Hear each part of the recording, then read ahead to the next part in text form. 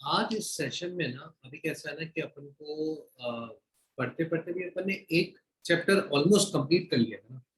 अगर अपन जे की बात करें या फिर साइंस स्ट्रीम की बात करें, right? या फिर किसी भी कंपटीशन एग्जाम बोर्ड्स की बात करें, राइट। तो साइंस में आने के बाद मूविंग फ्रॉम 10 टू 11, राइट। अभी कैसा है ना कि अपना almost one chapter trigonometry is done, ठीक है। Same is the case with physics, same is the case with chemistry, it is almost done, right. So अभी थोड़ा बहुत तो हमें आइडिया लगा है कि आप किसी भी कंपटीशन एग्जाम की जब प्रिपरेशन करते हो, राइट। आप जब एक टॉपिक को पढ़ते हो, चाहे वो फिजिक्स का है, केमिस्ट्री का है, मैथ्स का है, तो वो टॉपिक किस तरह का होता है, उसमें किस तरह की रिक्वायरमेंट्स है, राइट। हमें किन किन चीजों पे फोकस करना होता है और किस तरह से हमें हमारी पढ़ाई को आगे लेके जाना है। एक बेसिक गाइडलाइन तो आई थिंक हर किसी बच्चे को मिल रही होगी, है ना। अभी इस लेक्चर में या इस सेशन में मैं तुम्हें थोड़ा सा रूबरू कराना चाहता हूँ कि जो चीज तुमने पढ़ी है, राइट, उसके ऊपर एक्चुअली में कंपटीशन एग्जाम जब तुम लिखने जाते हो तो वहां पे किस तरह के प्रॉब्लम्स आते हैं। कोई इजी क्वेश्चन होता है या मॉडरेट क्वेश्चन होता है, डिफिकल्ट क्वेश्चन होता है, अपन क्वेश्चंस को किस तरह से हैंडल कर रहे होते हैं। बिकॉज एट द एंड हमारा ऑब्जेक्टिव क्या होता है, अगर मैं एक क्वेश्चन को सॉल्व कर रहा हूँ या एग्जाम में क्वेश्चन मेरे सामने आया है जिसको मैं ट्राई कर रहा हूँ, तो मुझे वहां से 4 नंबर मिलने चाहिए, right. Because we are hunting for 4 marks. अगर मैं जितने ज्यादा 4 नंबर लाऊंगा उतना ज्यादा मेरा स्कोर आएगा, जितना ज्यादा मेरा स्कोर आएगा उतना बेटर मेरा रैंक आएगा, उतना बेटर मुझे मेरा कॉलेज मिलेगा, है ना।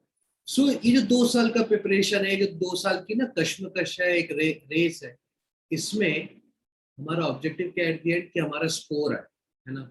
अगर हम 2 साल एक चीज के ऊपर इतना एफर्ट डाल रहे हैं, राइट, तो हमारा स्कोर भी आना चाहिए, हमारा रैंक भी आना चाहिए।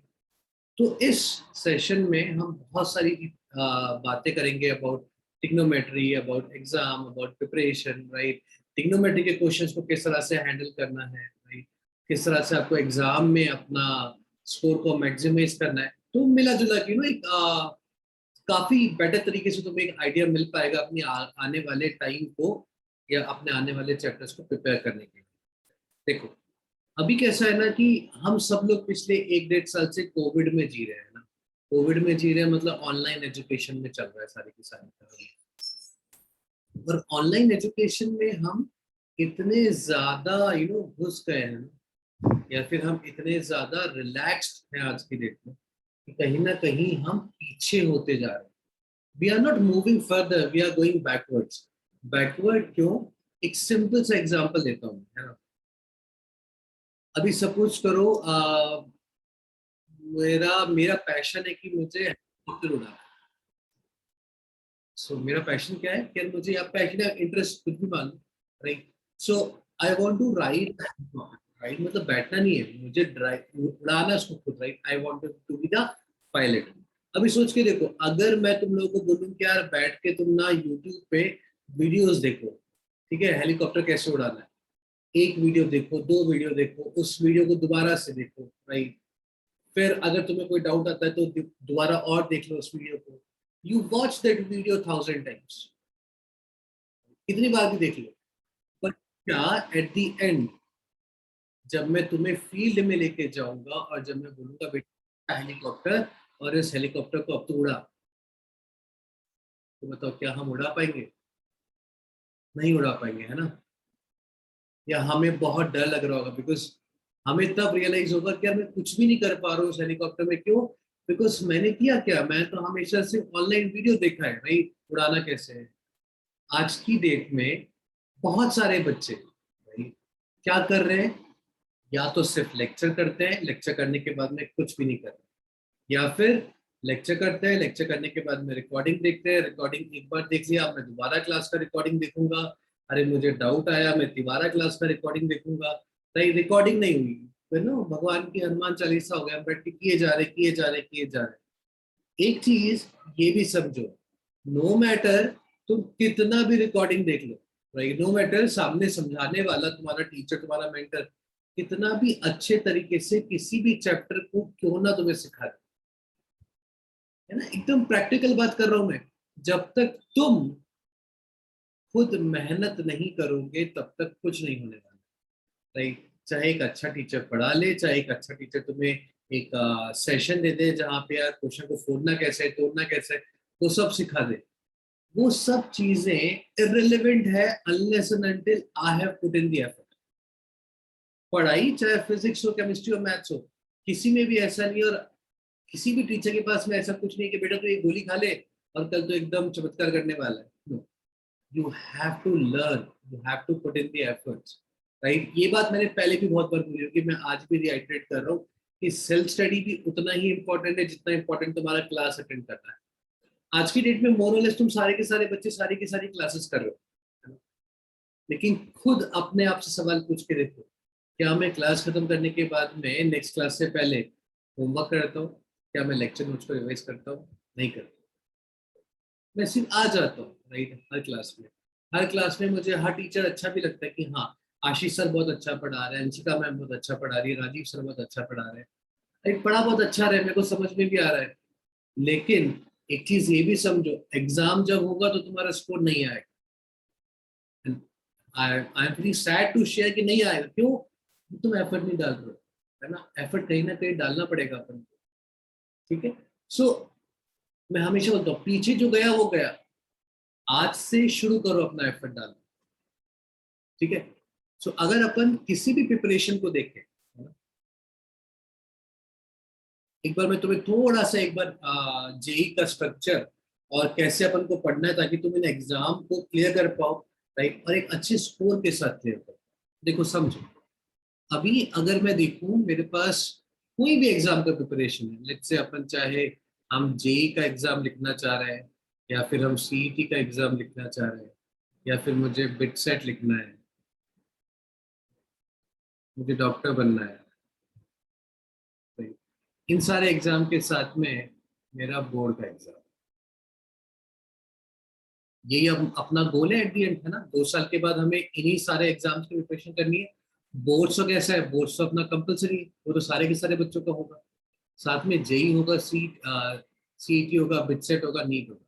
अब देखो यहाँ पे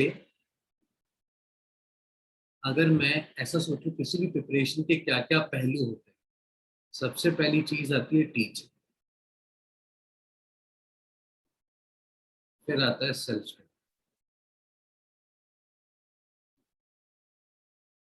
फिर आता है टेस्ट टेकिंग, या फिर strategy.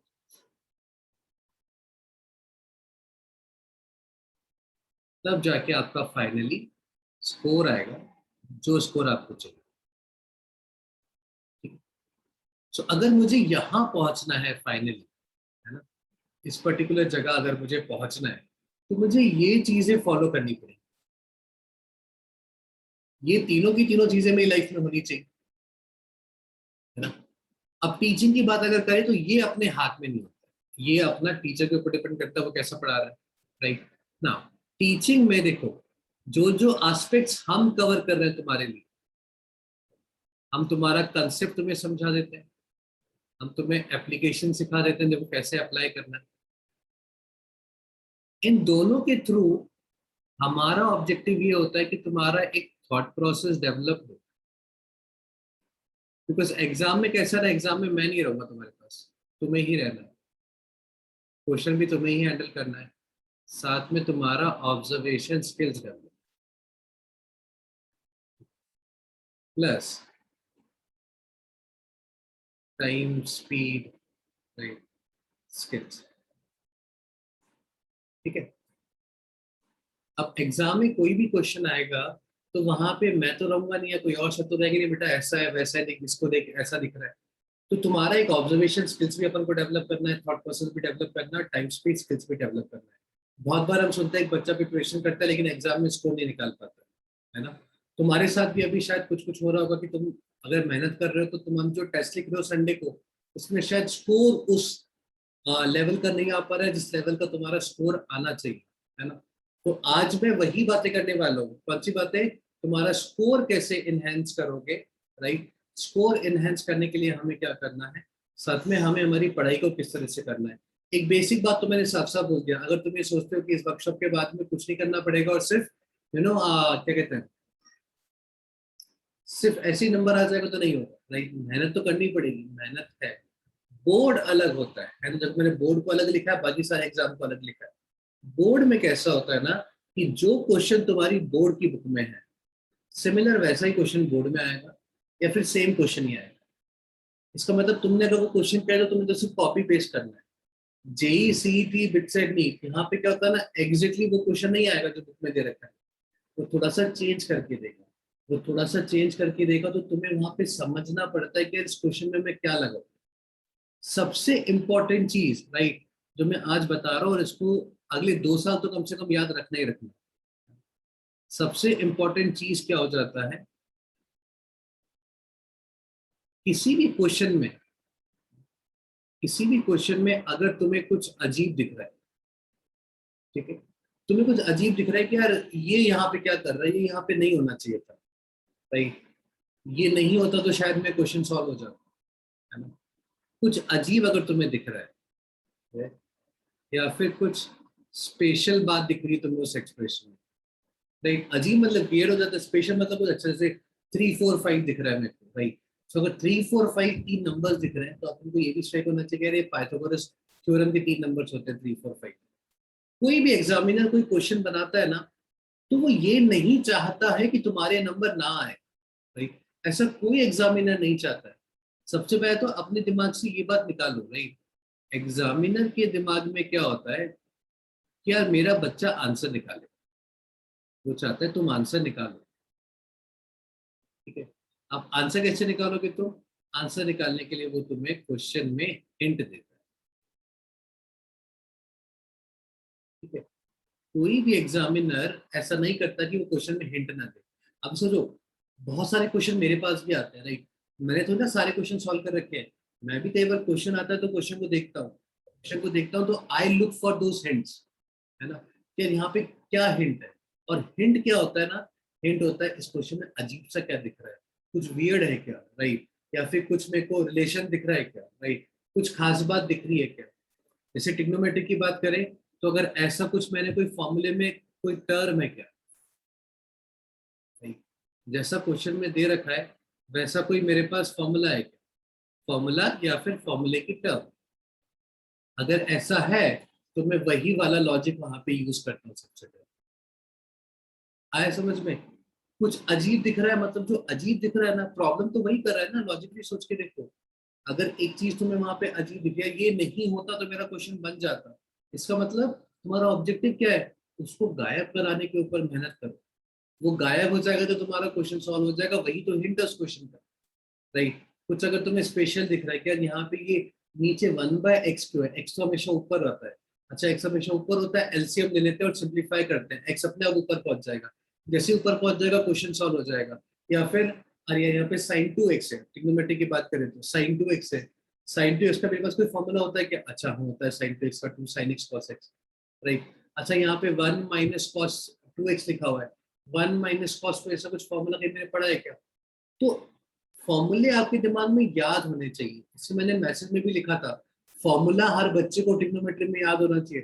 This is one of those chapters in maths जहाँ पे फॉर्मूला याद है तो ज्यादा क्वेश्चन सॉल्व कर पाओगे, फॉर्मूला याद नहीं तो अटक जाओ, है ना। आगे अपन कुछ क्वेश्चन चैप्टर सॉल्व करेंगे, जैसे क्वाड्रेटिक इक्वेशंस करेंगे, सीक्वेंशियल सीरीज करेंगे, वहां पे अगर तुम्हें फॉर्मूला याद नहीं भी है और तुम भूल गए एग्जाम में, तो भी अपने पास वहां पे तरीका होगा सॉल्व करने में, ट्रिग्नोमेट्री में नहीं है, राइट। सो फॉर्मूला याद रखो, फॉर्मूला याद करोगे तभी तो एग्जाम में पहचान पाओगे, अच्छा इस क्वेश्चन में इस तरह का दिख रहा है, ये तो मेरे उस वाले फॉर्मूले से मैच करता है, उस वाले फॉर्मूले से मैच करता है तो मैं वहां पे वो फॉर्मूला लगाता हूँ। इसी तरीके से हम लोग भी सॉल्व करते हैं, right. So always look for hint. आप जब भी कोई क्वेश्चन को देखते हो, क्या करो, अभी से आदत डालो उस क्वेश्चन को समझने का। अभी सोच के देखो, अगर तुम 10 क्वेश्चन सॉल्व करते हो और 10 में से आज के डेट में तुमसे 4 सॉल्व हो जाते हैं, 6 सॉल्व नहीं होते, अगर मैं हर क्वेश्चन के साथ में सॉल्यूशन का फर्स्ट स्टेप भी तुम्हें लिख के दे दूंगा तो तुम ज्यादा क्वेश्चन सॉल्व कर लोगे, है ना। अगर मैं तुम्हें क्वेश्चन का सॉल्यूशन का हर सॉल्यूशन का फर्स्ट स्टेप ही दे दूं बस, और कुछ ना दूं, तो हम ज्यादा क्वेश्चन सॉल्व कर सकते हैं। इसका मतलब कहानी सिर्फ फर्स्ट स्टेप में है, नीचे नहीं है। और फर्स्ट स्टेप कहाँ से आता है, फर्स्ट स्टेप आता है क्वेश्चन को रीड करने से। आपको क्वेश्चन में क्या इंफॉर्मेशन है उसको देख के आप डिड्यूस करते हो या डिसाइड करते हो कि मैं क्या करूंगा, राइट। सो समझो, मैं भी या कोई और टीचर भी क्वेश्चन को पढ़ के वो हिंट समझ के ही ट्राई करता है, तो सबसे पहला हमेशा याद रखो, एक गोल्डन रूल बना लो, यार क्वेश्चन में जो अजीब दिख रहा है, क्वेश्चन में कुछ स्पेशल दिख रहा है, क्वेश्चन मेरा किसी चीज से मिलता जुलता सा है, वही अप्रोच है उस क्वेश्चन को सॉल्व करने के लिए। उसके अलावा कुछ और दिमाग मत लगाओ। लोग बातें करते हैं आउट ऑफ द बॉक्स, ये को फलाने का, कुछ नहीं करना। जो अजीब है उसको गायब करने की कोशिश करो, तुम्हारा क्वेश्चन सॉल्व हो जाएगा, राइट ना। ऑब्जर्वेशन स्किल्स की अगर अपन बात करें तो ये तो धीरे धीरे करके आएंगे, राइट। अपन हर क्वेश्चन पे जब प्रैक्टिस करेंगे, हर चीज को समझेंगे, तो सबसे इंपॉर्टेंट चीज क्या हो गई आज की डेट में? आज की डेट में सबसे इंपॉर्टेंट चीज हो गया कि अगर मैं लेक्चर कर रहा हूँ आज, तो मुझे उसका होमवर्क भी करना चाहिए, राइट। अगर मैं होमवर्क नहीं करूंगा, मैं आज लिख के बोल सकता हूँ कि बेटा देखो आगे जाके बहुत प्रॉब्लम आएगी, राइट। आगे जाके अपन 1 साल में 2 साल का नहीं पढ़ सकते हैं, right. We are not super human beings, we just normal human beings. हम 1 साल में एक ही का पढ़ सकते हैं। तो आज तुम 11th पढ़ सकते हो, अगले साल तुम 12th पढ़ोगे। तो अगर अभी कुछ स्किप करोगे तो आगे 12th में भी दिक्कत आएगी। क्यों? क्योंकि 11th एंड 12th के टॉपिक्स कनेक्टेड रहते हैं। तो आज तुम्हारे पास टाइम भी है, आज जो टॉपिक चल रहा है उसका प्रिपरेशन आज करो। अभी प्रिपरेशन से एक स्टेप और आगे चलते हैं, हम बात करते हैं टेस्ट टेकिंग स्ट्रेटेजी का, है ना। तो सबसे पहला स्ट्रेटेजी जो मैं आज सिखाने जा रहा हूँ, इसको फॉलो करो अभी। अभी कैसा है ना, बहुत बार तुमने भी ऑब्जर्व किया होगा कि अपन जब घर पे सॉल्व करते हैं ना, तो क्वेश्चन सॉल्व हो जाता है ना। ये अभी नहीं तो 10th में, 9th में, 8th में, 10th में तो खैर एग्जाम ही नहीं हुआ, 9th में, 8th में, 7th में, बहुत बार तुम्हारी लाइफ में ऐसा होगा कि यार आज मैं घर पे सॉल्व करता हूँ तो क्वेश्चन सॉल्व हो गया, एग्जाम में करने गए तो मेरा बैंड बच गया, सॉल्व ही नहीं हुआ। या कई बार उल्टा होता है, एग्जाम में सॉल्व करते हैं तो होता नहीं है, और जैसे एग्जामिनेशन से बाहर निकल रहे होते ना, अरे यार वो क्वेश्चन तो मुझे ऐसे सॉल्व करना था, राइट। होता है ना, बहुत लोगों के साथ में होता होगा। या फिर जब घर आते हो तो अरे घर आके मुझे स्ट्राइक कर रहा है, तो कैसे सॉल्व करना है, एग्जाम में नहीं कर रहा है। सोच के देखो, you are the same human being. तुम ही वो बच्चे हो जो पढ़ाई कर रहे थे, तुम ही वो बच्चे हो जो एग्जामिनेशन के अंदर एग्जाम लिख रहे हो, तुम ही वो बच्चे हो जो एग्जामिनेशन सेंटर के बाद में बाहर आके बोल रहे हो क्वेश्चन सॉल्व हो जाएगा। तुम एक इंसान ही हो, राइट, और तुम तीन जगह अलग अलग नहीं हो सकते हो। प्रॉब्लम कहाँ हो रहा है? प्रॉब्लम बताता हूँ। हम जब घर पे सॉल्व करते हैं, राइट, तो हम कैसे सॉल्व करते हैं? आराम से, कंफर्टेबल, और कोई टाइम नहीं है, राइट। समय की सुई मेरे सर पे नहीं घूम रही है। मैं एक क्वेश्चन को सॉल्व कर रहा हूँ आराम से 10-15 मिनट, ठीक है। 1 घंटे में 3 क्वेश्चन सॉल्व हो रहे हैं, 4 क्वेश्चन सॉल्व हो रहे हैं, है ना। आराम से धीरे धीरे मैं एकदम टॉर्टोइस की स्पीड पे चलता जा रहा हूँ। एग्जाम में अचानक से 1 घंटे में सॉल्व करने के लिए मुझे मिनिमम 20 सवाल आ जाते हैं, या मिनिमम 30 सवाल आ जाते हैं। जिस चीज का मैंने प्रैक्टिस ही नहीं किया है, राइट, उस चीज में मैं कैसे कंफर्टेबल रहूंगा, है ना। पूरे साल भर तो मैं यही करता रहा, दिमाग को तो आराम से सॉल्व कर, अचानक से एग्जाम वाले दिन में उससे कह रहा हूँ कि आज तू भाग, और ऐसा भाग की मजा आ जाए, नहीं भाग पाएगा ना वो। तो हमें कहीं ना कहीं घर पे भी उसको एग्जाम की प्रैक्टिस करानी पड़ेगी। और घर पे एग्जाम की प्रैक्टिस मतलब मैं टेस्ट की बात नहीं कर रहा हूँ। देखो टेस्ट तो हम लोग करा ही रहे, टेस्ट के साथ में मैं बात कर रहा हूँ टेस्ट असाइनमेंट का। अब देखो ये टेस्ट असाइनमेंट क्या चीज होती है? तुम्हारी स्किल्स को इम्प्रूव करने के लिए हम घर पे टेस्ट असाइनमेंट्स करते हैं। टेस्ट असाइनमेंट्स मतलब, अभी देखो आज की डेट में मान लो तुमने अपना टेस्ट देखा, तुम्हें 1 घंटे में मान लो, सबसे पहले 1 घंटे में 10 का टारगेट बना लो, ठीक है। मान लो पहले मैं 10 क्वेश्चन सॉल्व करता हूँ, एट द एंड तो जाके मुझे 20-25 सॉल्व करने होंगे, लेकिन अपन धीरे जाके करेंगे। आज 1 घंटे में 10 ऑब्जेक्टिव का टारगेट बनाते हैं। सो आज मैंने डे 1 पे क्या किया, right, let's say September 1, day 1, मैंने अपना टारगेट बनाया 10 क्वेश्चन पर आवर, ठीक। अब हम करेंगे क्या इसमें? इसमें तुम्हें करना है कि जैसे आज फिजिक्स का असाइनमेंट मिला, ठीक है। फिजिक्स के सर ने बोला है क्वेश्चन नंबर 1 से क्वेश्चन नंबर 10 या क्वेश्चन नंबर 21, सर ने 20 क्वेश्चन मेरे को दिए हैं होमवर्क। अब एकदम इत्मीनान से बैठ के सॉल्व नहीं करना तुम इसको, राइट। फालतू का टाइम वेस्ट मत करो। तुम क्या करो, इसको 2 पार्ट में ब्रेक करो, क्वेश्चन नंबर 1 से क्वेश्चन नंबर 10, क्वेश्चन नंबर 11 से क्वेश्चन नंबर 20, है ना। अपने असाइनमेंट को ही टेस्ट बनाओ, उसी को अपन बोलते हैं टेस्ट असाइनमेंट। क्या करो, इन 10 क्वेश्चन का बनाया है और 10 क्वेश्चन मेरा टारगेट है, तो इसको मैं एज अ टेस्ट दूंगा, टेस्ट ऑफ 1 आवर। आया समझ में? तो मैं अपने असाइनमेंट का टेस्ट दूंगा, मैं उसको लेके बैठ नहीं जाऊंगा। 10 क्वेश्चन का एक पैकेट लिया, 1 घंटा। अब मैं टाइमर स्टार्ट किया 2 बजे, मैं 3 बजे तक सॉल्व करूंगा और 1 घंटे में मेरे को 10 के 10 क्वेश्चन अटेम्प्ट करने हैं। जो हो गया वो ठीक है, जो नहीं होगा उसको मैं छोड़ दूंगा। आया? तो अभी इस 1 घंटे में आप क्या करोगे, आप 10 में से आपसे 4 5 जो भी है, राइट, इतने आपके सॉल्व हो जाएंगे, बाकी आपके बच जाएंगे। बाकी जो बच जाएंगे उनको फिर इस 1 घंटे के बाद में बैठ के आप नॉर्मली सॉल्व करो, जैसे तुम हमेशा सॉल्व करते हो, आराम से। फिर सेम चीज क्वेश्चन नंबर 11 से लेके क्वेश्चन नंबर 20 के लिए पहले 1 घंटे का टेस्ट दो। टेस्ट में जितने क्वेश्चन होंगे वो हो गए अपना, राइट। बाकी जो बच गए उसको फिर मैं आराम से सॉल्व करूँ। ये साइकिल तुम्हें हर असाइनमेंट के लिए सॉल्व करनी चाहिए और करोगे, राइट। क्यों? क्योंकि इससे 2 फायदे होंगे। पहला, कम टाइम में तुम्हारा होमवर्क खत्म हो जाएगा। देखो मैं तुम्हें एकदम है ना वो ब्राउनी पॉइंट्स दिखा रहा हूँ। क्या? कम टाइम में होमवर्क खत्म हो जाएगा। तुम ऐसे सॉल्व करोगे 20 क्वेश्चन, तो तुम आराम से 4 से 5 घंटा लगाओगे। ऐसे सॉल्व करोगे तो 1 घंटे में तुम्हारे पहले निकल जाएंगे, बाकी तुमने देख भी लिए, उन पर थोड़ा सा और एफर्ट डालना है ना। तो टाइम कम लगेगा, पहला चीज। टाइम कम लगेगा तो तुम्हारे बाकी हॉबीज, गेम खेलने के लिए टाइम बचेगा। दूसरा, हमारी आदत बनेगी, राइट, थोड़ा सा फास्ट कैलकुलेशन करने का, थोड़ा सा सोच के करने का, राइट। ताकि जब तुम एक एग्जामिनेशन हॉल में होंगे ना आज से 2 साल बाद, सोचो अगर ये प्रैक्टिस में रोज करता जा रहा हूँ, है ना, सो 2 साल के बाद में तो मैं एकदम प्रो बन जाऊंगा इस चीज के अंदर, राइट। प्रो बन जाऊंगा मतलब मेरे को मालूम है 1 घंटे में 10 या 15 क्वेश्चन कैसे सॉल्व करने हैं। मैं फटाक से सॉल्व करूंगा, मेरा पेपर सॉल्व हो गया। सबसे इंपॉर्टेंट, मेरा कामनेस बढ़ जाएगा, मेरा कॉन्फिडेंस बढ़ जाएगा, मेरी सिली मिस्टेक्स कम हो जाएंगी, राइट। मैं पैनिक नहीं करूंगा एग्जाम के अंदर।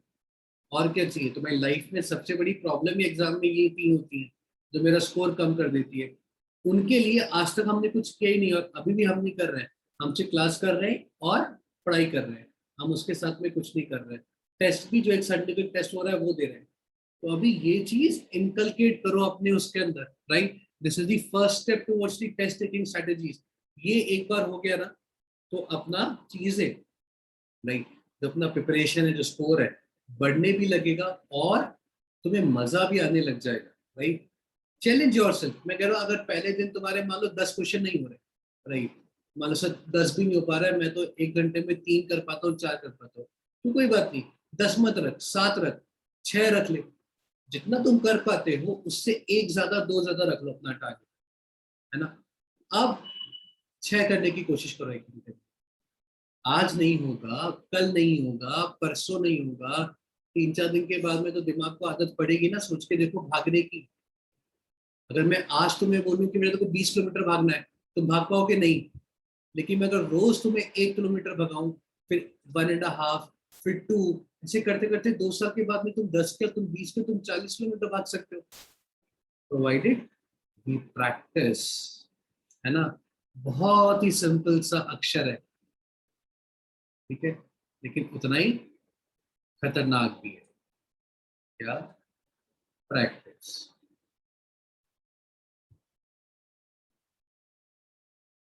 घूम फिर के वहीं आ जाते हैं अपन। सब चीजें मैं तुम्हें बता दूंगा, ये तो तुम्हें ही करना पड़ेगा, इसमें मैं कुछ नहीं कर सकता या कोई और कुछ नहीं कर सकता, पापा कुछ नहीं कर सकते। ये तुम्हें करना पड़ेगा, ये तुम करोगे तो चीजें सारी सॉर्ट आउट हो जाएंगी। तुम्हें चाहे जेई देना है, नहीं देना है, राइट। मैं हमेशा बोलता हूँ कंपटीशन एग्जाम के लिए मत सीख पढ़ो, सीखने के लिए पढ़ो। क्या मुझे 11 12 में सीखना है, और सीखने के लिए तुम्हें प्रैक्टिस करना पड़ेगा। फॉरगेट अबाउट जेई दे रहा हूँ, एनडीए दे रहा हूँ, जेई नहीं दे रहा हूँ, सीडी दूंगा, मैं साइंस लूंगा, मैं सिर्फ 11 12 का साइंस करूंगा, बाद में देखूंगा, what ever the case may be. लेकिन एटलीस्ट एंजॉय करके तो पढ़। सीखने के लिए पढ़ना, और सीखना चाहता है तो फिर प्रैक्टिस कर। और अगर तुम में से कोई एक बच्चा भी आज की डेट में सोचता है कि मैं सिर्फ वीडियो लेक्चर देख के सीख जाऊंगा, राइट, या फिर मैं अगले साल पढ़ाई कर लूंगा, या फिर मैं एग्जाम के 2 महीना पहले सब सॉल्व कर लूंगा। मैं आज सुबह लिख के देता हूँ, नहीं होता है भाई। भाई वो सिर्फ छोटी क्लासेस में होता है, 5th 6th 7th 8th में, एग्जाम के 2 महीना पहले। अभी तुम्हारा एग्जाम से पहले देखोगे तो कम से कम तुम्हारे नाना करके भी मैथ्स में 25 टॉपिक, फिजिक्स में 25, केमिस्ट्री में 25, 75 टॉपिक्स होते हैं in total 11th and 12th में। एक चैप्टर पे अगर मान लो मैं 10 क्वेश्चन भी प्रैक्टिस करता हूँ तो भी 750 क्वेश्चन तो प्रैक्टिस करने पड़ेंगे। आया समझ में यहाँ तक? सो अभी अपन कहाँ पे आए? ऑब्जर्वेशन स्किल्स और टेस्ट टेकिंग स्ट्रेटेजीज। तो आएगा समझ में? आने वाले वीक से जो तुम होमवर्क करते हो उस होमवर्क को एज अ टेस्ट करो। टेस्ट करोगे, टाइम कम लगेगा, तुम्हें भी मजा आएगा। स्टार्टिंग में थोड़ी दिक्कत होगी, देखो कुछ भी अपन बदलाव करते हैं अपने अंदर तो चेंज में प्रॉब्लम होता है, वो इंसानों की फितरत है। बट 4 दिन के बाद में हम अडेप्ट भी कर जाते हैं उस चीज से, राइट? तो उसके देखो 1.5 साल पहले ऑनलाइन लेक्चर मतलब, अरे यार ऑनलाइन लेक्चर क्या होता है क्या नहीं होता है, अभी आज हम अडेप्ट कर चुके हैं, कंफर्टेबल विद ऑनलाइन लेक्चर्स। कोई बोलेगा जिंदगी भर ऑनलाइन करना है तो most of us will say हाँ ठीक कल कर लेंगे। तो अडेप्ट हो जाता है अपना। थोड़ा सा कष्ट तो दो, थोड़ा अपने आप को थोड़ा मेहनत करवाओ यार। ठीक है, नाउ वी मूव फर्दर। सो अभी अपन बात करते हैं टिग्नोमेट्री पे जाके कि यार ये जो ऑब्जर्वेशन स्किल्स होता है, अभी जैसे अपन ने टॉपिक पूरा पढ़ लिया है ना, अभी हम स्कोर की तरफ जा रहे हैं, तो हमें समझ में आया कि हमें क्लास तो बंद कर ही रहे, हमें होमवर्क करना है।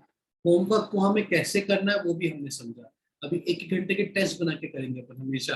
टेस्ट की जैसे किया, और उसके बाद में फिर जो भी मेरे 4 क्वेश्चन 5 क्वेश्चन बच गए मैं उनको बैठ के आराम से अपना सॉल्व कर रहा हूँ। Once that is done it's okay. फिर थोड़े ब्रेक के बाद में सेकंड टेस्ट, राइट? 10 10 क्वेश्चन का बनाओ। दिस नंबर को तुम चेंज भी कर सकते हो, but I think 10 will be ideal, right? 1 घंटे में 10 क्वेश्चन का बना के रखो। ठीक है।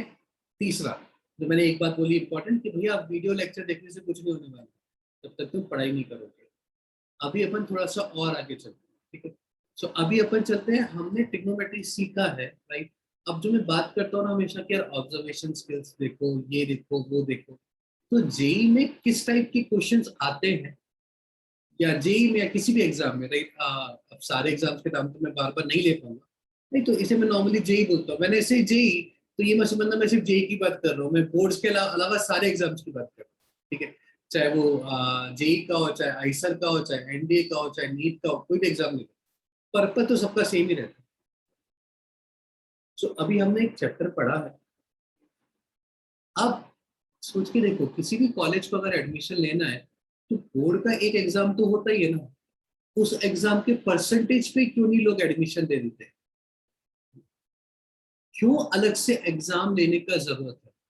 बिकॉज इंजीनियर लाइफ में क्या करता है, रियल लाइफ प्रॉब्लम से जूझ रहा होता है। अगर मैं एक सिंपल भाषा में बोलूँ तो इंजीनियर क्या कर रहा है, रियल लाइफ की प्रॉब्लम को सॉर्ट आउट करने की कोशिश कर रहा है ना?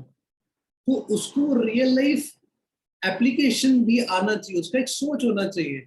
वो पुराना जो तरीका है उसी को अप्लाई करेगा तो हम कभी डेवलप ही नहीं कर पाएंगे ना। उसके देखो ना, as a human being, as a human race we want to develop. So अगर डेवलप करना है तो आपको चाहिए लोग जो आउट ऑफ द बॉक्स जाके सोचे, जिनको एक सोचना आता हो। और उसके लिए सबसे इंपॉर्टेंट लोग कौन होते हैं? जो डॉक्टर्स होते हैं, so जो इंजीनियर्स होते हैं, right? So engineers are the thinking tank as far as human race are concern.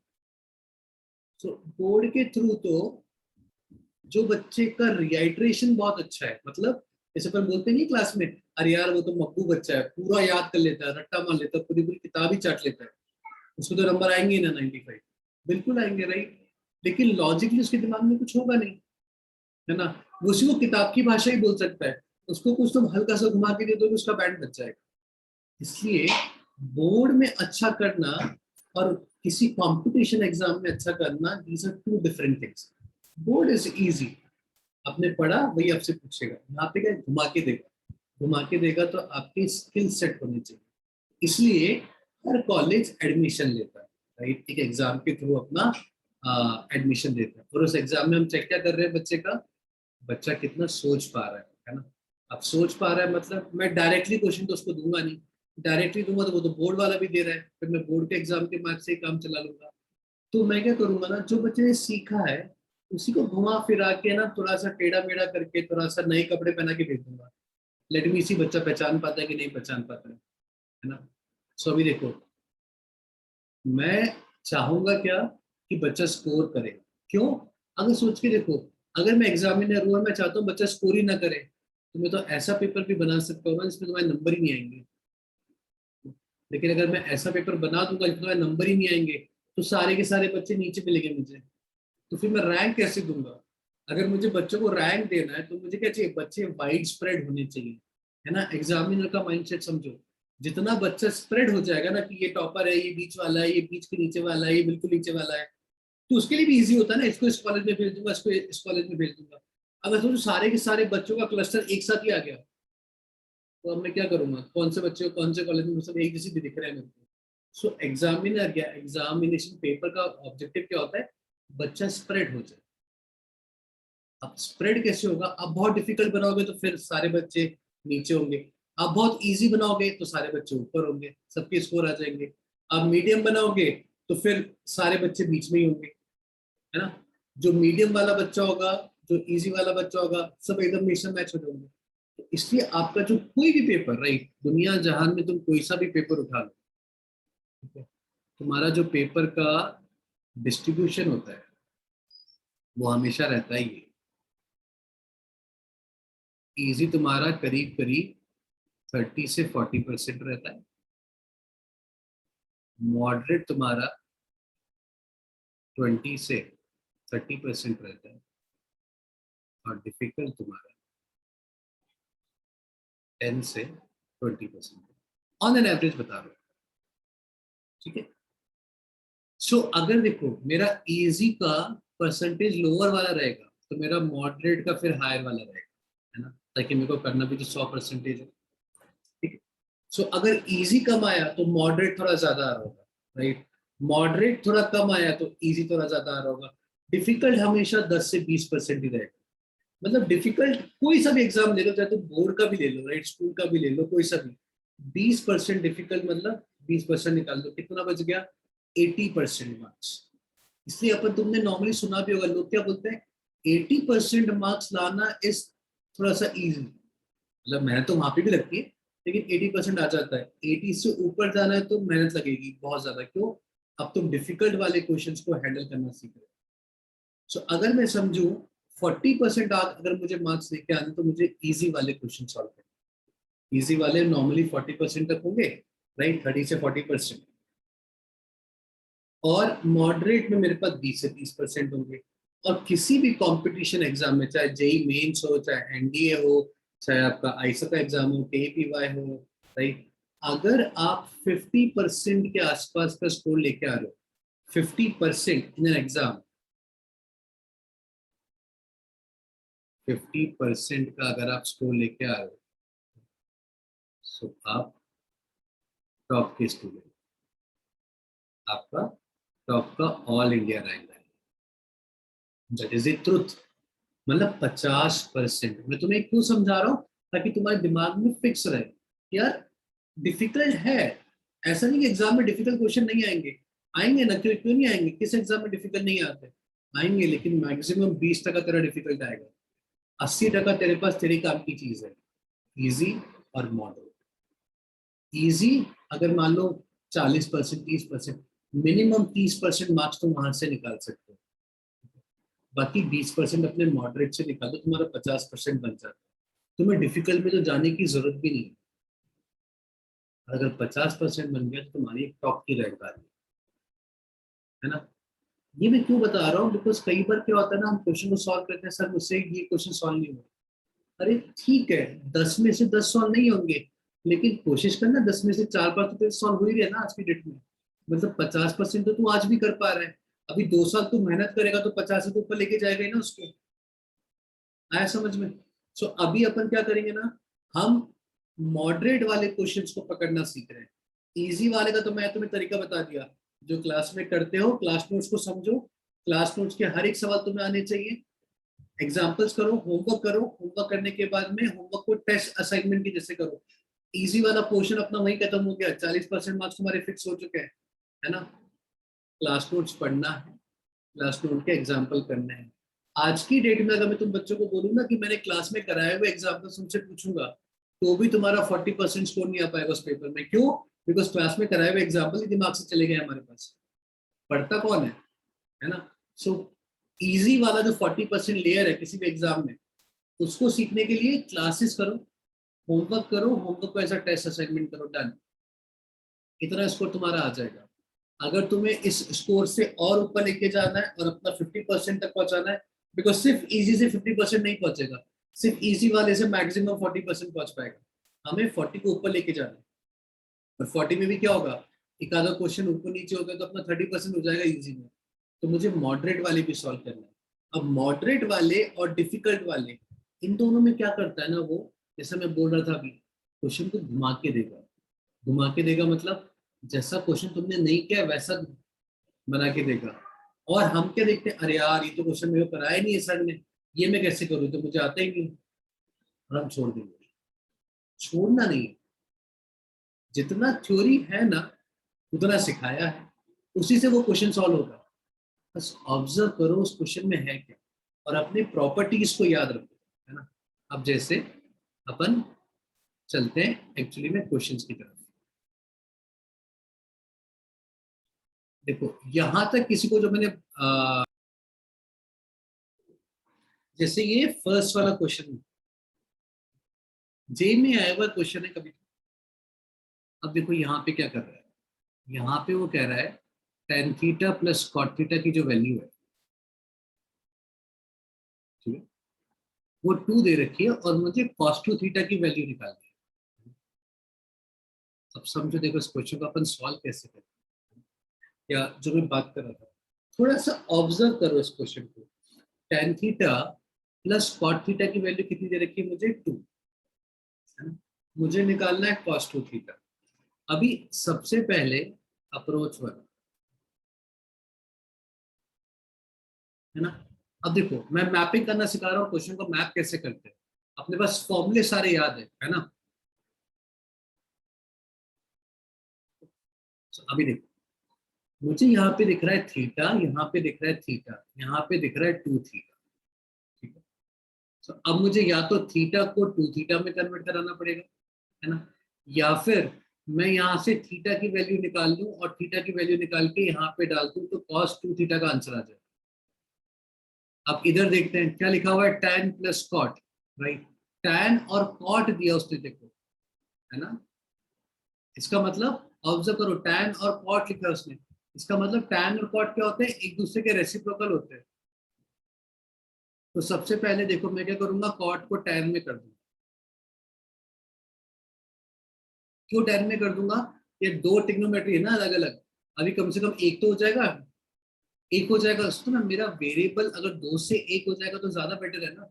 Linear equation in two variable, linear equation one variable, which is more easy to solve one variable. तो मैं सबसे पहले क्या सोच रहा हूँ यार, tan कर दूंगा तो मेरा वेरिएबल कम हो जाएगा।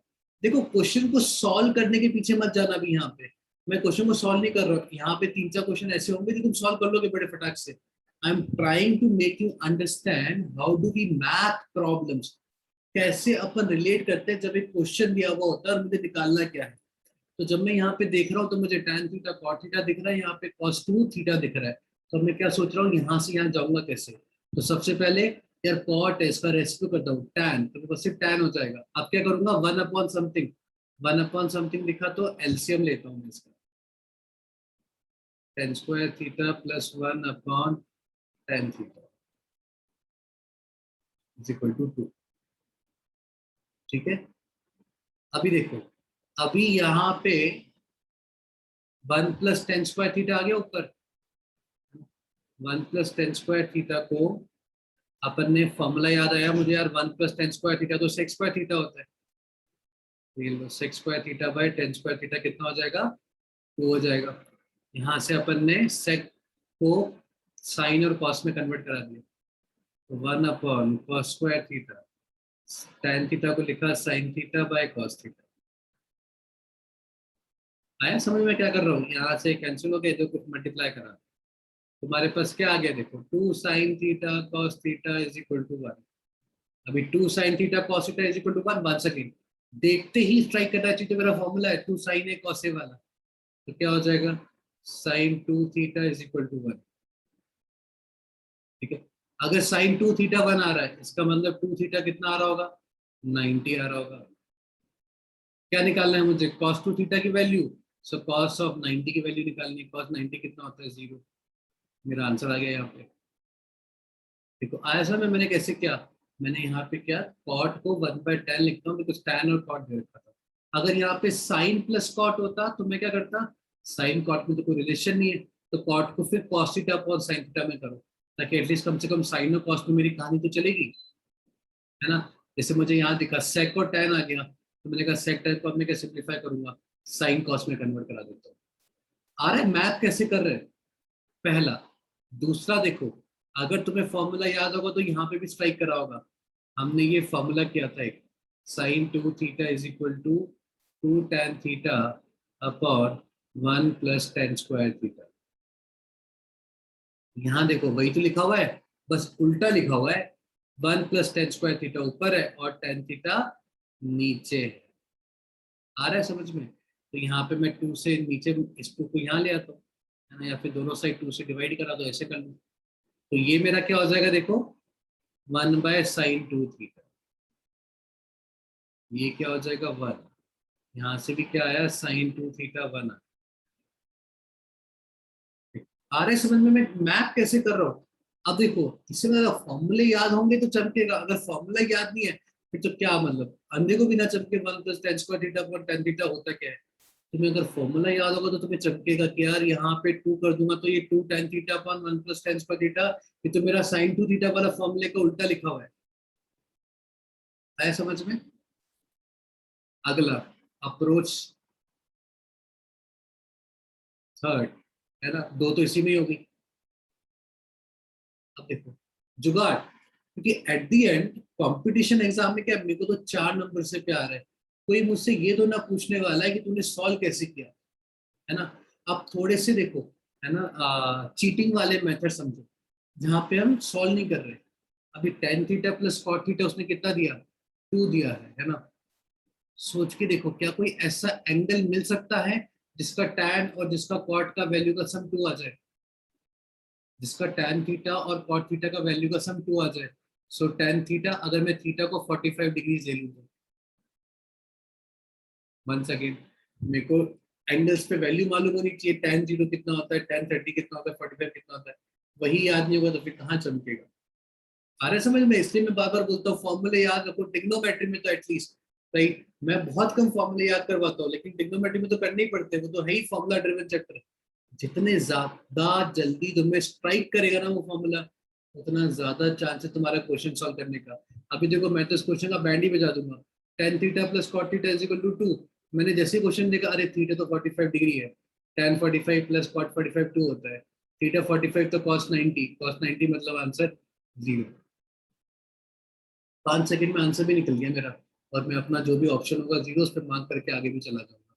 मेरे को भी 4 नंबर मिलेंगे, जो ये अप्रोच 1 लगाएगा उसको भी 4 मिलेंगे, जो अप्रोच 2 लगाएगा उसको भी 4 मिलेंगे, तीनों को 4 नंबर मिलेंगे। तो कई बार अपन इस तरह से ट्रिक भी यूज करते हैं, क्या कोई एंगल वहां पे फिट बैठ जाएगा क्या। आया समझ में वाला एग्जाम्पल। अब देखो, ध्यान रखना, एग्जामिनर ये दिमाग से निकाल दो कि एग्जामिनर मेरी मदद नहीं करना चाहता है। एग्जामिनर बेशक तुम्हारी मदद करना चाहता है, डिपेंड कर रहा है तुम आंख खोल के देख रहे हो कि नहीं देख रहे हो। एग्जामिनर और भगवान दोनों सेम ही है, राइट। मदद वो हमेशा करना चाहते हैं, लेकिन वो आके तुझे ये नहीं बोलेंगे बेटा ये कर ले। वो तो देखो देखो इशारे करेंगे, हिंट देंगे, आगे पहचानना तुम्हें। अभी यहाँ देखो क्वेश्चन आया हुआ है, right. One second, mostly question में सारे के सारे क्वेश्चन था जेई वाली लेके आया हूँ, कि जेई में तुमसे पूछता किस तरीके से है, ताकि तुम समझ पाओ कि यार ऐसा कुछ रॉकेट साइंस नहीं है, चाहे वो जेई हो चाहे वो सीईटी हो, कोई सा भी एग्जाम क्यों ना हो, सिंपल सा है। वहां पे कुछ और होता है, यहाँ पे भी कुछ और थोड़ा सा ट्विस्ट करके पूछ लेते हैं, कहानी भी उसी में देते हैं। अभी देखो क्या है, sin θ1 plus sin θ2 plus sin θ3 कितना दे रखा है, 3 दे रखा है। और पूछ रहे cos θ1 plus cos θ2 plus cos θ3, है ना। अब देखने में लगता है यार अपन ने जितने भी फॉर्मूले करे हैं, हर फॉर्मूले में 2 ही एंगल होते हैं, sign A plus B, cos A plus B, right, tan A plus B.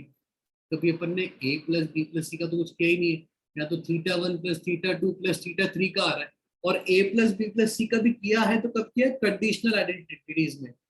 वो भी कब, जब वो ट्राइंगल के एंगल थे, और वहां पे भी अपन 2 एंगल को थर्ड एंगल की टर्म में लिख रहे थे, तो आ तो घूम फिर के वही 2 एंगल रहा था। ये तो ट्राइंगल के एंगल भी नहीं है, इसका मतलब फॉर्मूला नहीं, आंखें चाहिए इस क्वेश्चन को सॉल्व करने के लिए। अब ध्यान से देखो, है ना, सबसे पहले क्या दिया उसने तुम्हें, sign theta 1 plus sine theta 2 plus sine theta 3, कितना है 3, है ना। अच्छा चलो, अभी अपन अगर सोचे साइन थीटा, सर ने कहा था साइन थीटा चाहे तो एंगल को कुछ भी ले लो, साइन थीटा की वैल्यू कहाँ से कहाँ तक जाएगी, -1 से 1 के बीच में ही जाती है ना हमेशा, है ना। बहुत पहले अपन ने क्लास में याद किया था, क्या साइन थीटा की वैल्यू कहाँ से कहाँ तक जाएगी, -1 से 1 के बीच में ही जाएगी। अभी देखो, इन तीन वैल्यूज का सब मेरे पास कितना आ रहा है, 3। तीन साइन का वैल्यू 3 कब आ रहा होगा, जब ये भी 1 हो, ये भी 1 हो, या ये भी 1 होगा तो ही काम होगा, अदरवाइज तो काम होगा नहीं, राइट।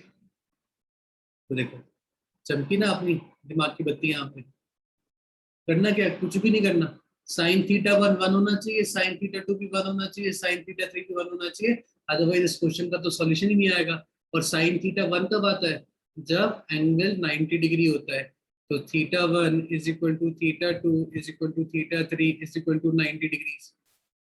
देखो आ रहा है, मैं क्या कर रहा हूँ, मैं सिर्फ ऑब्जर्व कर रहा हूँ इक्वेशन को और कुछ नहीं कर रहा हूँ। और ऑब्जर्व भी क्यों कर रहा हूँ, बिकॉज क्वेश्चन देखते ही मेरे को मालूम चल रहा है तीन एंगल, मेरे पास तो सारी प्रॉपर्टी दो दो एंगल वाली थी, है ना। और अगर मैं साइन ए प्लस साइन बी का फॉर्मूला भी लगाऊंगा तो इनके बीच में कोई रिलेशन ही नहीं है, तो मैं करूंगा क्या, कुछ नहीं। तो तीनों एंगल्स 90 हो गए, तो cos 90 zero, cos 90 zero, cos 90 zero, तीनों का सम कितना हो जाएगा, जीरो। देखो, अब देखो, अगर मैं इस पे एक और क्वेश्चन बना के दिखाऊं तुम्हें, तो मैं क्या बोलूंगा, साइन थीटा 1, दो एंगल कर दूंगा, sine theta 1 plus sine theta 2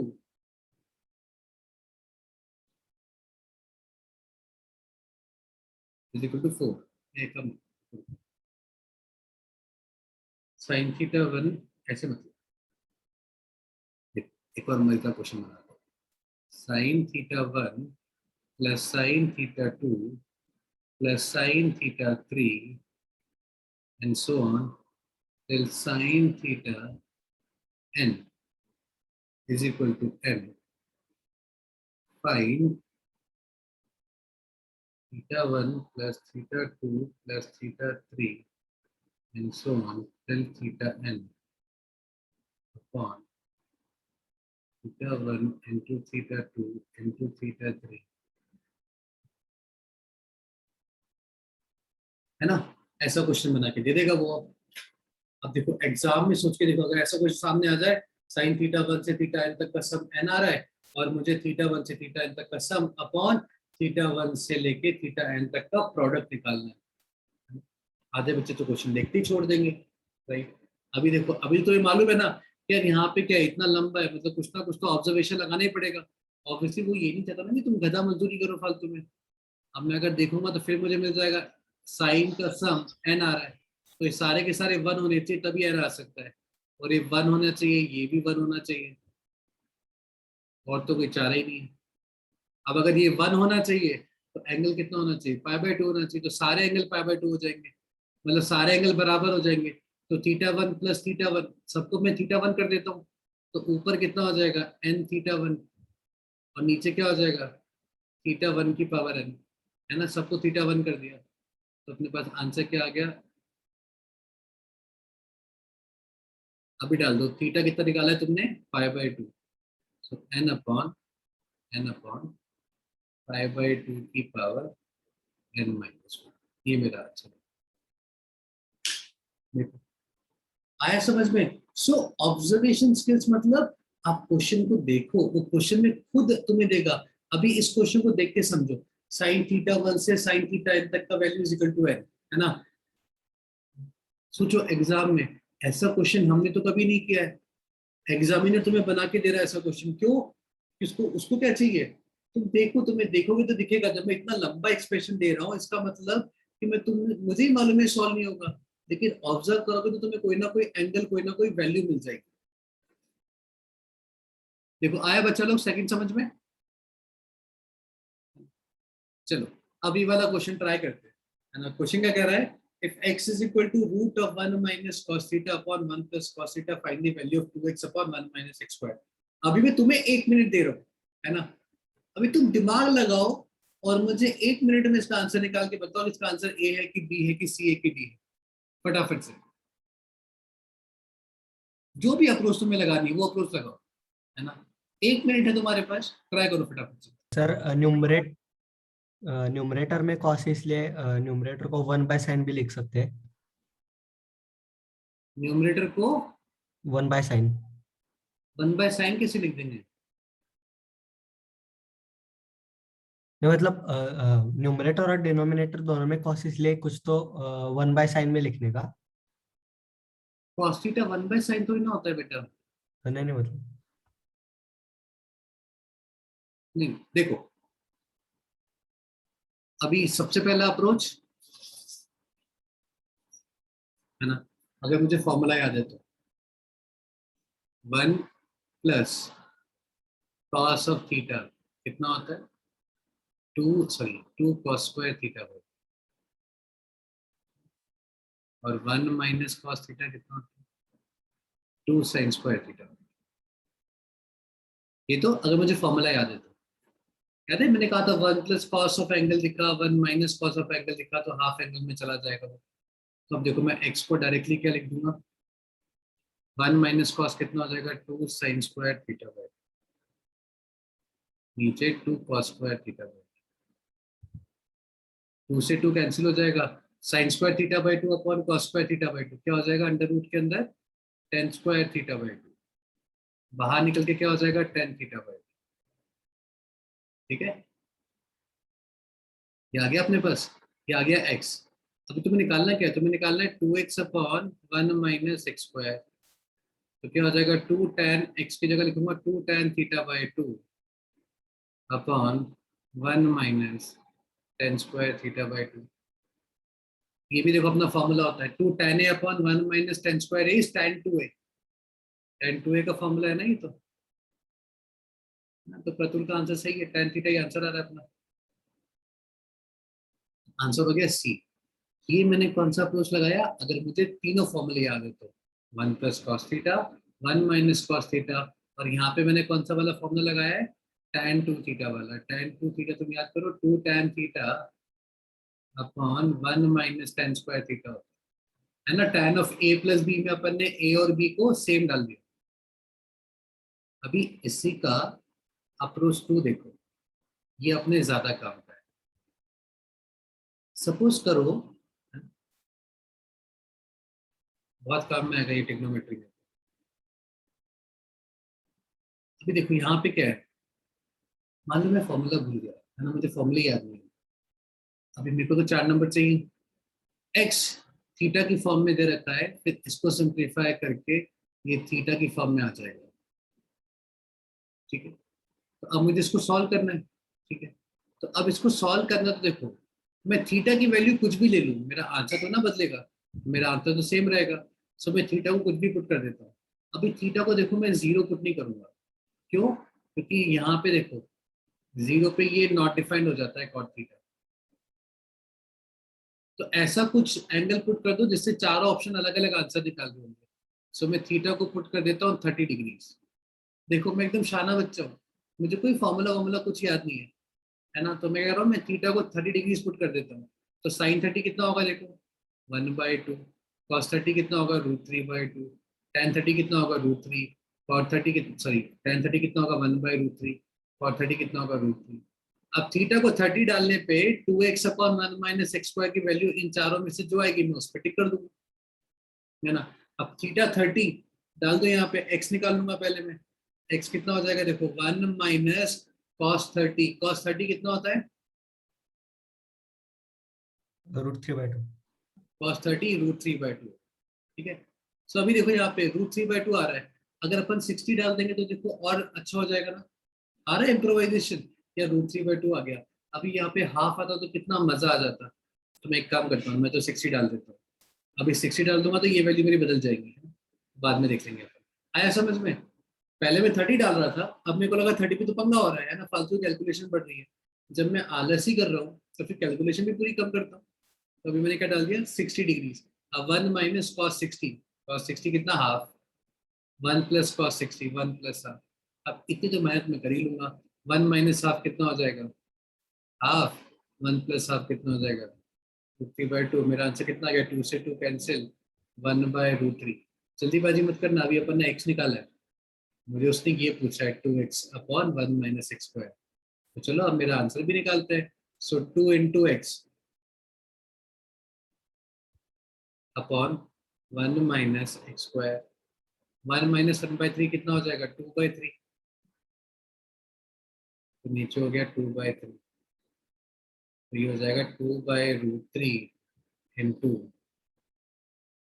3/2।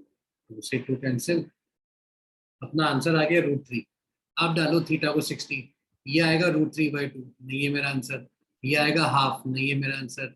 Theta को डालो 60, ये आएगा √3, बिल्कुल ये मेरा आंसर है। ये आएगा 1/√3, ये नहीं है मेरा आंसर। तो देखो, अभी मुझे यहाँ पे कोई फॉर्मूला भी नहीं पता है ना, तो भी मैं आंसर निकाल लूंगा। कैसे, थीटा की वैल्यू पुट करके। सो टिग्नोमेट्री में ना बहुत सारे क्वेश्चन ऐसे भी होते हैं, ये सिर्फ एग्जाम में लगाना, सॉल्व करते वक्त नहीं, है ना। क्यों, कि सॉल्व भी अपन को इसलिए सीखना है बिकॉज कभी अगर ये किसी क्वेश्चन का पार्ट हुआ, तब तो तुम वैल्यू नहीं पुट कर पाओगे, तो तुम्हें सिंप्लीफाई करना पड़ेगा। सो अप्रोच 1 हमें आना चाहिए, बट एग्जाम में अगर मान लो मेरे को फॉर्मूले में कोई दिक्कत है, मैं भूल गया 2 था कि नहीं था, तो मेरे को डाउट होगा, तो वहां पे क्या करो, थीटा की वैल्यू पुट कर दो। कुछ भी वैल्यू, एक वैल्यू जैसे तुम्हारी कैलकुलेशन भी इजी रहे और तुम्हारा आंसर भी निकल के आ जाएगा। ठीक है। अब जैसे ये वाला क्वेश्चन है ना, अब है ना कई बार ऐसे क्वेश्चंस भी आते हैं जहाँ पे ना एग्जामिनर तुम्हें हिंट देता है, ठीक है, क्या करना है। अब सोच के देखो, अगर मैं इस क्वेश्चन को देखूं, है ना, ऑप्शंस को मत देखो, tan θ1 = k cot θ2, है ना, और मुझे cos θ1 - θ2 अपॉन θ1 + θ2 की वैल्यू निकालनी है। कुछ भी स्ट्राइक नहीं करता, करे क्या, है ना। ऑप्शंस देखो, ऑप्शंस में क्या है, k+1, k-1, k-1, k+1, k+1, k-1, right. कि तुमने कहा देखा था, दो नंबर्स का सम, दो नंबर्स का डिफरेंस। देखो, ध्यान रखना, ये बहुत काम में आता है। If a/b = c/d, then by componendo and dividendo. याद आया ना, बचपन में पढ़ा होगा componendo and dividendo, ratio and proportion में। सब बाय कंपोनेंडो एंड डिविडेंडो क्या बोलते हैं अपन, a+b/a-b = c+d/c-d। जो इधर करोगे वही इधर करोगे, इसी में होता है ना, ऊपर प्लस नीचे माइनस। ठीक है।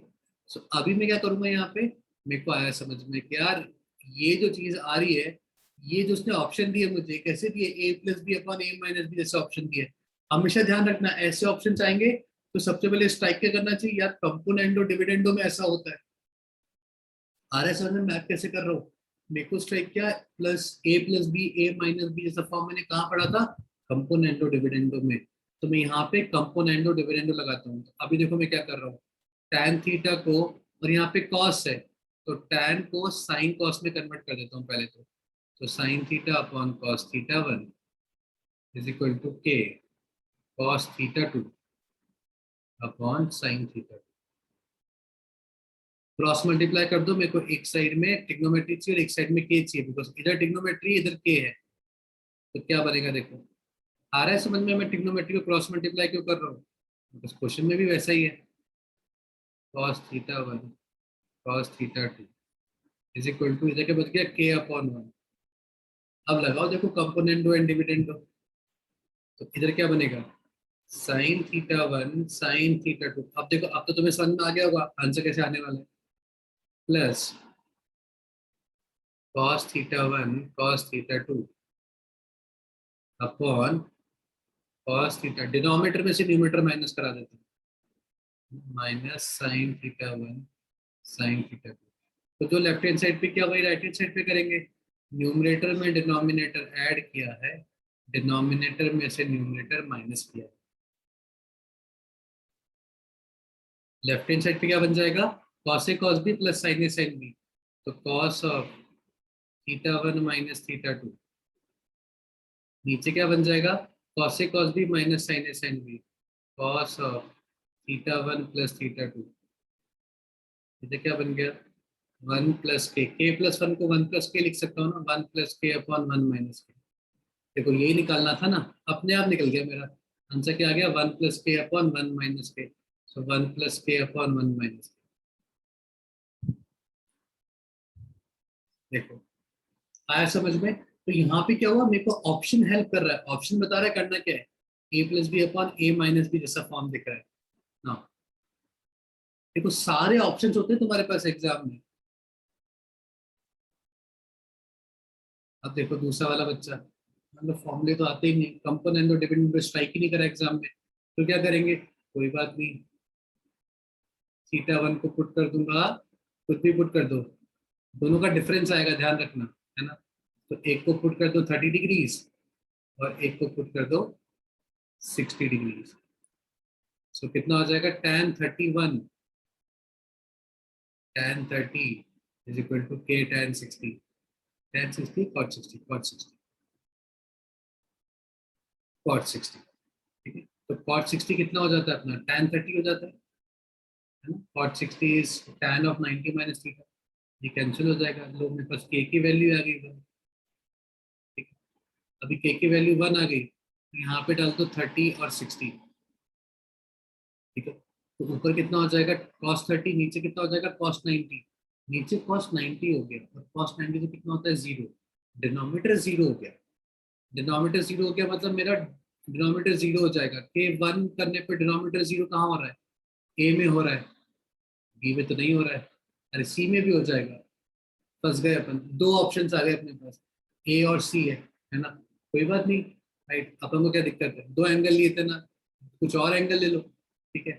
तो इस बार ऐसा लो कि θ1 प्लस θ2 0 ना हो पा रहा हो, सॉरी 90 ना हो पा रहा हो, ठीक है। सो θ1 को ले लो 45 एंड θ2 को भी ले लो 45, बस खत्म। अब मेरे को ए और बी ऑप्शन में तो चेक करना है कौन सा वाला होगा, निकल जाएगी वैल्यू वापस यहाँ से, मैं इन दोनों में चेक करूंगा कौन सा वाला मेरा आंसर होगा, आया समझ में। या फिर कोई और एंगल ले लो, एंगल तो बहुत सारे हैं, अपन को 0 30 45 60 90 सबकी वैल्यूज पता होती है। तो देखो मैं क्वेश्चन को, मेरे को तो 4 नंबर चाहिए, मैं 4 नंबर ऐसे भी लेके आ सकता हूँ, मैं 4 नंबर ऐसे भी लेके आ सकता हूँ, लेकिन दोनों ही तरीका में देखो तुम्हें ऑब्जर्व तो करना पड़ेगा, ऐसा नहीं कि बस कोई से भी एंगल डाल दिए, वो एंगल डालो जिसकी वजह से कुछ नॉट डिफाइंड ना हो जाए।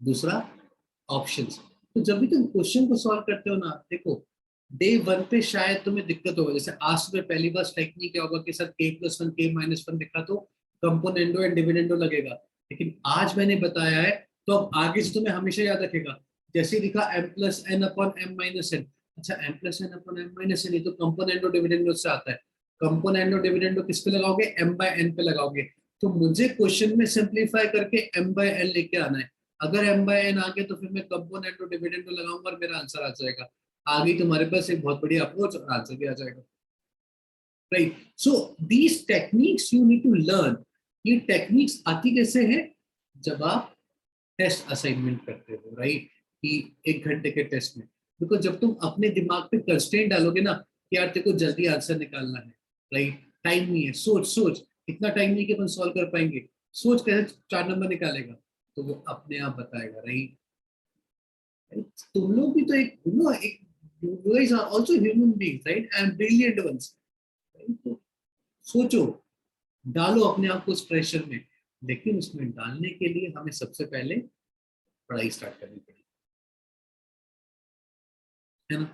तुम्हें लगेगा तो सर पीछे पड़ गया, राइट, घूम फिर के सर का बार बार वही आ जा रहा है, बिकॉज आना भी चाहिए, राइट, तुम लोग क्योंकि जब तक तुम एफर्ट नहीं डालोगे ना, ट्रस्ट में चीजों का मजा कैसे आएगा, और एफर्ट डालोगे तो तुम्हें भी मजा आएगा और मुझे भी मजा आएगा, बिकॉज ये सब ऑब्जर्वेशन है। अब जैसे मान लो हर चैप्टर पे मैं ऐसा एक सेशन रख रहा हूँ जहाँ पे मैं तुम्हें कुछ कुछ क्वेश्चन दिखा रहा हूँ, वंस अगेन तुम्हें अभी दिखेगा लेकिन तुम्हें एग्जाम में नहीं दिखेगा, है ना, फिर तुम बोलोगे सर आपने तो उस दिन कहा था ऐसा ऑब्जर्वेशन करना, हमें तो एग्जाम में दिखता ही नहीं, तो भाई तू प्रैक्टिस तो कर, तू रोज प्रैक्टिस करेगा तो तुझे दिखेगा, है ना।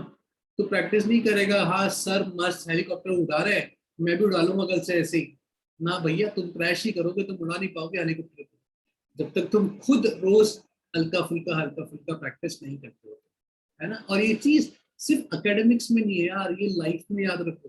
लाइक कुछ भी क्यों ना हो, प्रैक्टिस करोगे तो तुम चाहे से ना, मेरी दादी बोला करती थी, है ना, कि अगर तू मन लगा के जूते भी साफ करेगा ना, तो उसमें भी तू बहुत बड़ा कर सकता है ना?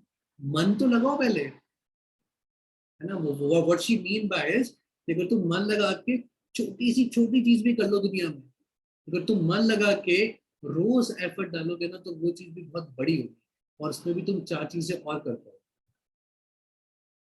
ठीक है, चलो अब यहाँ पे देखो, next example, theta lies in the first quadrant, 5 tan theta is equal to 4 दिया हुआ उसने, और अब पूछा क्या है, साइन कॉस, है ना। मेरे को तो दिया तो उसने 10 में है, और रिलेशन पूछा है साइन कॉस में। तो अब मैं क्या करूंगा, टैन है साइन कॉस में लेके जाना है, तो या तो टैन को साइन कॉस में लेके जाओ या साइन को टैन कॉस में लेके जाओ। दोनों ही तरीके से, कान को चाहे तुम कैसा भी पकड़ लो, बात एक ही आएगी, भैया टैन थीटा क्या होता है, sign theta upon cos theta.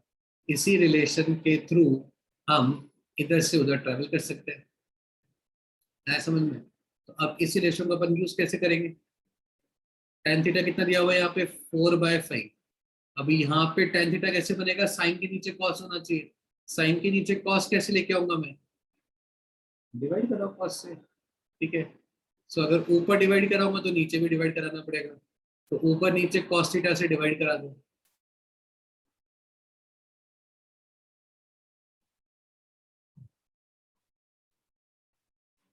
तो शाहरुख खान ने बोला है राइट, कि तुम अगर किसी चीज को कुछ तो चाहो, वही तो पूरी कायनात भी तुम्हें उससे मिलाने की कोशिश करती है, मैं वो वर्ड नहीं, मतलब शिद्दत से चाहो, राइट। तो सेम चीज तुम्हारे ऑब्जेक्टिव क्वेश्चन होते हैं ना, कि अगर तुम शिद्दत से चाहोगे ना, तो क्वेश्चन ही खुद चाह रहा होता है कि यार मेरे को सॉल्व कर ले तू, राइट, तो परेशान हो रहा है।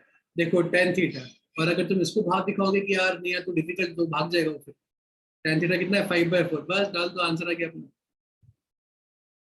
कुछ नहीं करना।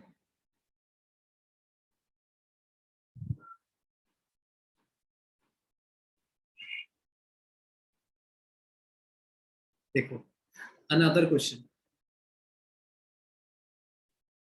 कुछ तो दिया हुआ है, अल्फा माइनस बीटा पाई से 3 पाई के बीच में है, sine alpha plus sign beta की वैल्यू है, cos alpha plus cos beta की वैल्यू है। मुझे क्या पूछिए, cos of alpha minus beta की वैल्यू। अब देखो दिमाग में सबसे पहले क्या आता है, एंगल डाल देता हूँ, एंगल भी नहीं डाल पाऊंगा यहाँ पे, तो उसने मेरे उस चीज में ही बैंड बजा दिया, क्यों, बिकॉज मैं अल्फा बीटा कैसे डालू, दो एंगल और उन दोनों के साइन का सम आना चाहिए, -21/65, नहीं सोच पाओगे, तो एंगल डालने वाला लॉजिक का तो बैंड बज गया यहाँ पे। क्या करें अपन, देखो cos of alpha minus beta by two, alpha minus beta निकल जाएगा तो भी मेरा काम बनेगा ना। Cos of alpha minus beta क्या होता है, cos of alpha minus beta, formula याद करो, वो होता है cos alpha cos beta plus sine alpha sine beta, यही होता है ना, ठीक है। अगर ये निकल जाएगा तो ये निकल जाएगा। अब cos alpha into cos beta कहाँ से निकालू, या sine alpha into sine beta कहाँ से निकालू, मेरे पास तो क्या है, sine alpha plus sign beta है।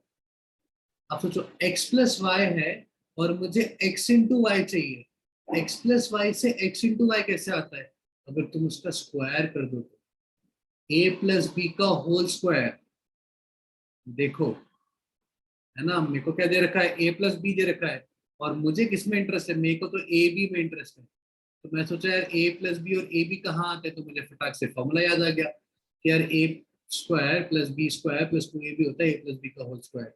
इसका मतलब अगर मुझे कॉस अल्फा कॉस बीटा या साइन अल्फा साइन बीटा चाहिए, तो इसका स्क्वायर कर दो, इसका स्क्वायर कर दो तो क्या क्या मिलेगा, देखो, sine square alpha plus sine square beta plus 2 sine alpha sine beta, right hand side पे जो भी आ रहा होगा, 4/1/4225, ठीक है। Cos alpha plus cos beta का स्क्वायर करो, cos square alpha A square plus B square plus 2ab, कितना आ जाएगा, 27 का स्क्वायर कितना होता है, 729 ना, और 65 का स्क्वायर 4225। देखो 65 का स्क्वायर मैंने कैसे निकाला है, तुम लोग को शायद आता होगा, अगर 5 से एंडिंग वाला नंबर होता है तो उसके पीछे वाला नंबर लो 6, और 6 के बाद में कौन सा नंबर आता है नंबर टेबल पे 7, तो 6 इंटू 7 42, और आखिरी में 2। जैसे मान लो 25 का स्क्वायर निकालना है तो कौन सा नंबर है 2, 2 के बाद में क्या आता है 3, 2 3 इज 6, आखिरी में 25। इससे मैंने फटाक से निकाल दिया 4225। ऐसा नहीं कि मुझे याद है। अब अपन को क्या चाहिए cos alpha cos beta plus sine alpha sine beta. आप देखो ये रहे दोनों भाई अलग अलग है, दोनों को ऐड कर दो। Cos square alpha plus sine square alpha ये कितना हो जाएगा 1, cos square beta plus sine square beta ये कितना हो जाएगा 1 प्लस 2, ये क्या हो जाएगा cos alpha cos beta plus sine alpha sine beta, मतलब cos of alpha minus beta. इधर कितना आ जाएगा जो भी आ जाएगा इन दोनों को ऐड करने पर, ठीक है ऐड कर लोगे ना। इधर से 1 + 1 2, 2 कॉमन निकाल लो, अंदर क्या बचेगा 1 plus cos alpha minus beta. 1 plus cos alpha minus beta कितना होता है 1 plus cos theta is 2 cos square theta by 2 is equal to जो भी ये नंबर आ रहा होगा, मेरे पास 4 से डिवाइड करा दो, और इधर जो भी ये नंबर है देखो आ गया cos square alpha minus beta by 2, square root ले लो cos alpha minus beta by 2 आ गया, वही वैल्यू मुझे निकालनी थी। अब देखो आया मेरा आंसर, अपने आप निकल के आया सब कुछ। मैंने सिर्फ दिमाग क्या लगाया कि यार अल्फा माइनस बीटा है तो cos of alpha minus beta क्या होता है cos alpha cos beta plus sine alpha sine beta. तो ये निकालने के लिए तो मुझे ये चाहिए, और ये कहाँ मिलेंगे उसने मेरे को सम की फॉर्म में दिए, मुझे प्रोडक्ट चाहिए। तो सम और प्रोडक्ट को तो इस तरह से ही रिलेट किया जाता है, आया समझ में। अब देखो मैं वही बोल रहा हूँ सॉल्यूशन में मत जाओ, सिर्फ मैपिंग सीखो कि मैं कैसे क्वेश्चंस को मैप कर रहा हूँ। बिकॉज अगर तुमने मैपिंग सीख लिया ना तो फिर एग्जाम के अंदर तुम जितने भी क्वेश्चंस करोगे ना वो आंसर्स आने लग जाएंगे, प्रोबेबिलिटी बहुत ज्यादा हो जाएगी।